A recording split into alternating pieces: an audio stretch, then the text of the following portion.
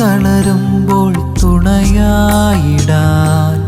കരയരുതേ ഞാനില്ലേ എന്നും കണ്ണീർ തുടയ്ക്കുവാൻ നിന്നരികിൽ ഭയപ്പെടേണ്ട ഞാനില്ലേ എന്നും ഭാരത്താൽ തളരുമ്പോൾ തുണയായിടാൻ. ഏറ്റവും പ്രിയപ്പെട്ടവരെ, 1819 1880 കാലയളവിൽ ജോർജ് എലിയട്ട് എന്ന തൂലികാനാമമുള്ള ആംഗലേയ നോവലിസ്റ്റ് മേരി ആൻ ഇപ്രകാരം എഴുതി: ജീവിതമാകുന്ന കൊച്ചരുവിയിലെ സുവർണ നിമിഷങ്ങൾ നമ്മെ അതിവേഗം കടന്നുപോകുന്നു. മാലാഖമാർ നമ്മെ സന്ദർശിക്കാൻ വരുന്നു, എന്നാൽ അവർ പോയതിനു ശേഷമേ അക്കാര്യം നാം അറിയുന്നുള്ളൂ.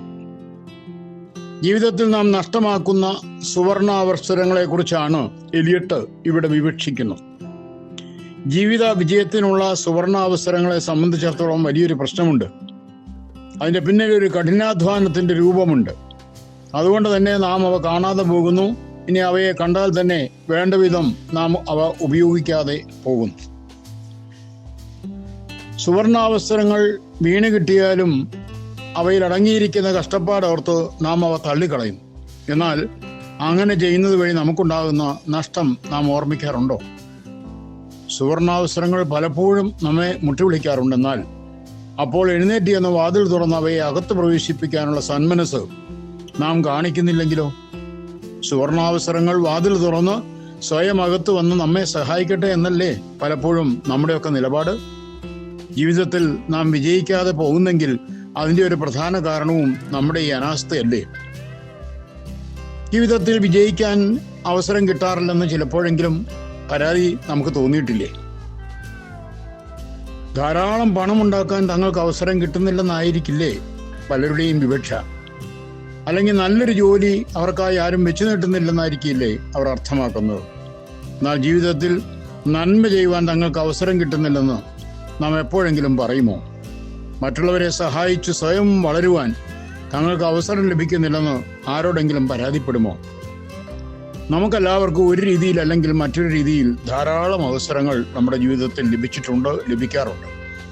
വളരാനും ജീവിതത്തിൽ വിജയം വരിക്കുവാനും നമ്മെ സഹായിക്കുന്ന അവസരങ്ങളാണവ. പക്ഷേ നമ്മുടെ ശ്രദ്ധക്കുറവ് കൊണ്ട് നാം എല്ലാവരും തന്നെ നമുക്ക് ലഭിക്കുന്ന സുവർണാവസരങ്ങൾ കാണാതെ പോകും. എലിയട്ട് പറഞ്ഞതുപോലെ നമ്മെ സന്ദർശിച്ച് നമ്മെ അനുഗ്രഹിക്കാമെന്ന മാലാഖമാരെ അവർ പോയതിനു ശേഷം മാത്രം നാം കാണും. ഒട്ടേറെ പ്രശ്നങ്ങളുള്ളതാണ് നമ്മുടെ ജീവിതം. എന്നാൽ അങ്ങനെയുള്ള നമ്മുടെ ജീവിതത്തിൽ വിജയം വരിക്കാൻ സഹായകമായ ഒട്ടേറെ അവസരങ്ങളും നമുക്ക് ലഭിക്കാറുണ്ട്. അവ കണ്ടെത്തി ജീവിത വിജയത്തിനായി അവയെ നാം ഉപയോഗിക്കുന്നതിലായിരിക്കട്ടെ നമ്മുടെ ശ്രദ്ധ. നമുക്ക് കിട്ടുന്ന അവസരങ്ങൾ ഏത് തരത്തിലുള്ളതുമായിക്കൊള്ളട്ടെ, നാം മനസ്സുവെച്ചാൽ അവയെല്ലാം നമ്മുടെ നന്മയ്ക്കും വളർച്ചയ്ക്കുമായി ഉപയോഗിക്കാൻ തീർച്ചയായും നമുക്ക് സാധിക്കും. നമുക്ക് ചുറ്റുമുള്ള ചിലരുടെ ജീവിതത്തിലേക്കൊന്ന് തിരിഞ്ഞു നോക്കിയാൽ വളരെ ദയനീയമായ അവസ്ഥയിൽ നിന്ന് കഠിനാധ്വാനം കൊണ്ട്, അത്യധ്വാനം കൊണ്ട് പടിപടിയായി അവർ ഉയർന്നു വന്നത് നമുക്ക് തന്നെ കാണുവാൻ സാധിക്കുമല്ലോ.